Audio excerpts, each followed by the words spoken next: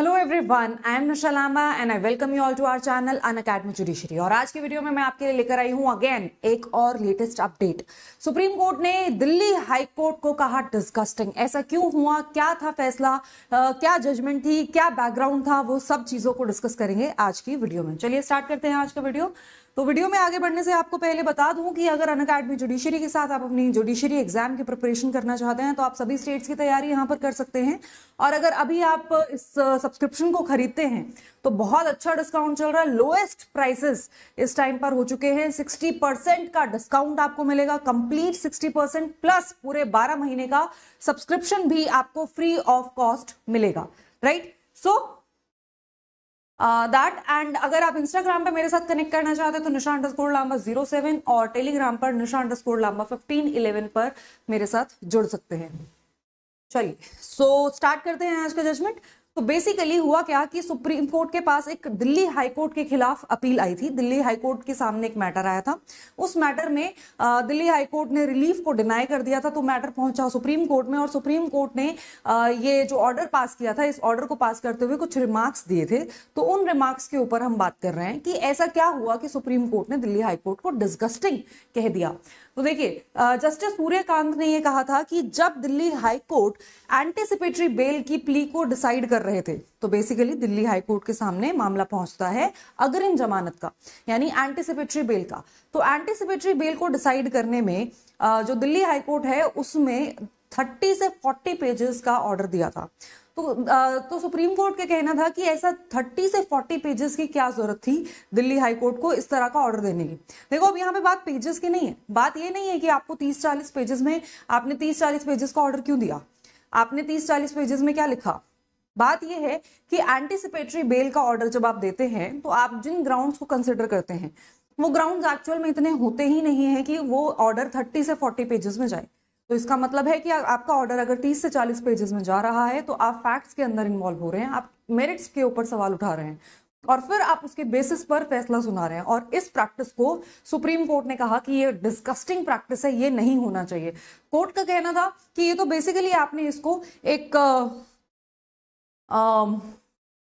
इसको बेसिकली एक conviction order बना दिया।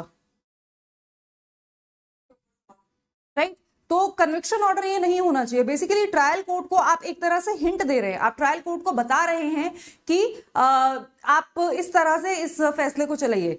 होना क्या चाहिए किसी भी केस के अंदर, जो ट्रायल कोर्ट है, ट्रायल कोर्ट का काम है कि ट्रायल कोर्ट एविडेंसेस ले, एविडेंसेस के बेसिस पर सुनवाई करे और प्रॉपर अपना जुडिशियल माइंड अप्लाई करके फैसला सुनाए, ना कि दिल्ली हाई कोर्ट के बताए गए हिंट के अनुसार आंसर दे। ये तो चीटिंग हो गई। मतलब इसमें तो मेरिट्स के बेसिस पर नहीं आया फैसला, इसमें तो दिल्ली हाई कोर्ट ने पहले ही बता दिया कि ये इस तरह का केस है, इसमें यहाँ पर एक्यूज के खिलाफ इस तरह से कार्रवाई की जानी चाहिए एंड ऑल दैट।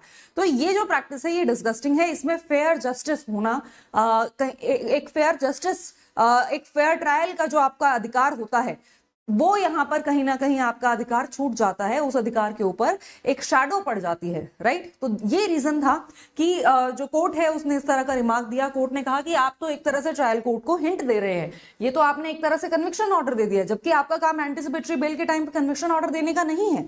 राइट, तो बैकग्राउंड क्या था? बैकग्राउंड बेसिकली ये था कि सेक्शन 408, 420, 467, 468, 471 एंड 120 कैपिटल बी के तहत एक फैमिली के अगेंस्ट केस फाइल हुआ था। बेसिकली प्रैक्टिसिंग सर्जन है डॉक्टर आधार खेड़ा और उनके मदर, उनके फादर, उनकी वाइफ, उनके ब्रदर और उनकी वाइफ। तो basically entire family was involved in a criminal case of cheating.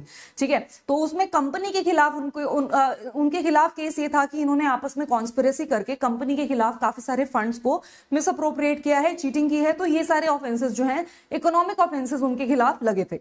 ठीक है, तो इस केस में उन्होंने जो डॉक्टर आधार खेड़ा है, उनकी मदर, उनके फादर ने यहाँ पर बेल की एप्लीकेशन लगाई थी। तो बेसिकली इस केस के अंदर जो डॉक्टर आधार खेड़ा है उनको दिल्ली हाई कोर्ट ने एंटीसिपेटरी बेल देने से मना कर दिया।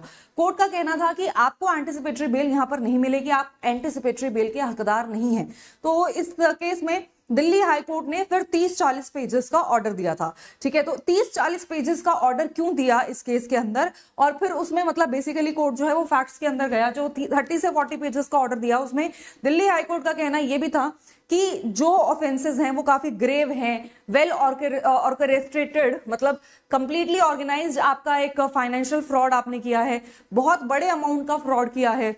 ठीक है, इस वजह से आपको एंटिसिपेटरी बेल नहीं दी जा रही है। उसके अलावा कोर्ट ने कहा कि बहुत ही अलार्मिंग नेचर के फैक्ट्स हैं, उसके जो मदर हैं, फादर हैं, उसके बहन, उसके भाई हैं और भाभी है, वाइफ है, ये सब इन्वॉल्व हैं इसके अंदर।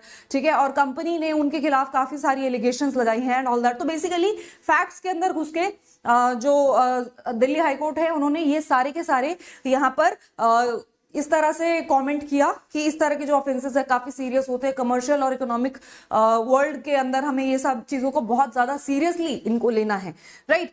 तो इतने मेरिट्स के अंदर घुसकर यहाँ पर दिल्ली हाईकोर्ट ने फैसला दिया एंटिसिपेटरी बेल में, और जो कि एटलीस्ट एंटिसिपेटरी बेल की स्टेज पर नहीं होना चाहिए, राइट। ऑब्वियसली आपको केस देखना होता है, केस ग्रेव नेचर का है या सीरियस नेचर का है या नहीं है, बट अगेन आपको उतना डेप्थ में जाने की जरूरत नहीं है, आपको एक एक फैक्ट के ऊपर कमेंट करने की जरूरत नहीं है।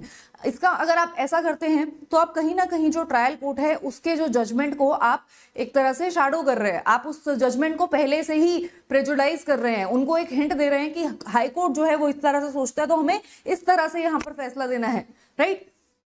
तो यहाँ पर सुप्रीम कोर्ट में जो कंटेंशन थी इसकी पिटिशनर की, उनका ये कहना था कि डॉक्टर आधार खेड़ा जो है उनकी तो वो फॉर्म भी नहीं थी, उनके फादर एक्चुअली वो फॉर्म चला रहे थे, नाम आधार खेड़ा का यूज किया जा रहा था, बट डॉक्टर आधार खेड़ा तो सिर्फ और सिर्फ एक प्रॉक्सी हैं, उनकी मदर भी एक प्रॉक्सी हैं।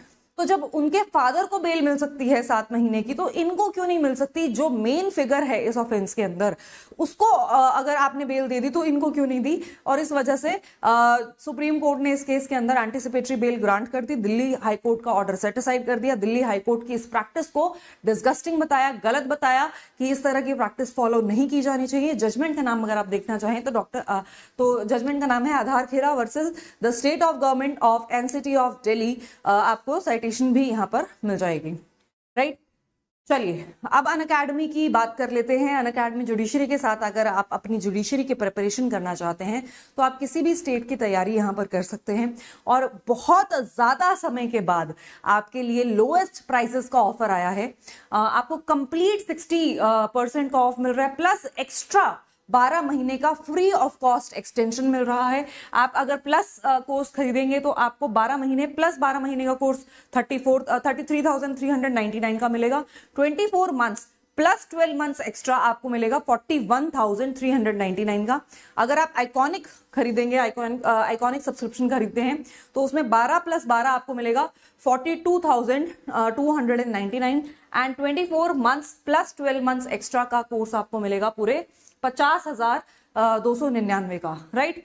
और अभी ज्वाइन आप सिद्धि बैच की क्लासेस भी स्टार्ट हो रही हैं, अगर आप चाहें तो इन क्लासेस को स्टार्ट कर सकते हैं, और अनिल खन्ना सर की क्लासेस दोनों ही प्लेटफॉर्म्स पर आपको देखने को मिल जाएगी। और हिमाचल प्रदेश का आपको मैं एक और चीज बता दूं कि यहाँ पर full length mock test conduct किया जा रहा है। आपका जो प्रीलिम्स का एग्जाम हो रहा है उसका शेड्यूल यहाँ पर आप देख सकते हैं। Forest act, excise act, stamp act, port act, rent control act, wild life act, ये डेट्स हैं। आप इस एग्जाम को आप अटेम्प्ट कर सकते हैं।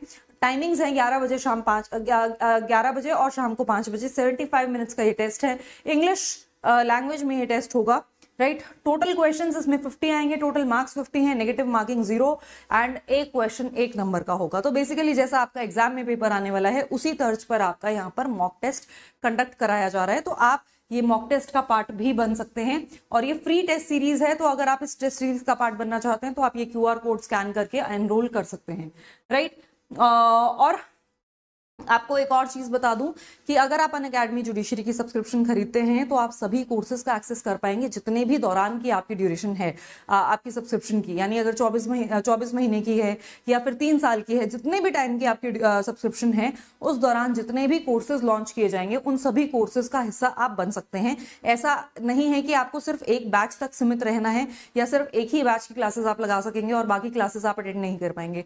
You are free to attend any class that is going on the platform while your subscription is there, ठीक है। तो जब आपकी सब्सक्रिप्शन एक्टिव है उस दौरान अगर आप क्लासेस लगाएंगे पुराने बैचेस की जो आपके आने से पहले लॉन्च हो चुके हैं, तो भी आप उन रिकॉर्डेड लेक्चर्स को देख सकते हैं। तो आपको एक्सेस, एक फ्री कंप्लीट एक्सेस मिलता है, आपको कोई रिस्ट्रिक्ट नहीं किया जाता कि no you can't watch this class और that class.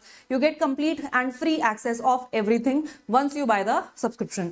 So this is a stunning feature because this does not restrict you to a particular educator. अपने फेवरेट एजुकेटर से अपने सब्जेक्ट्स को आप पढ़ सकते हैं। जिस एजुकेटर से आप जो सब्जेक्ट पढ़ने में कंफर्टेबल हैं वो आप उनके साथ पढ़ सकते हैं।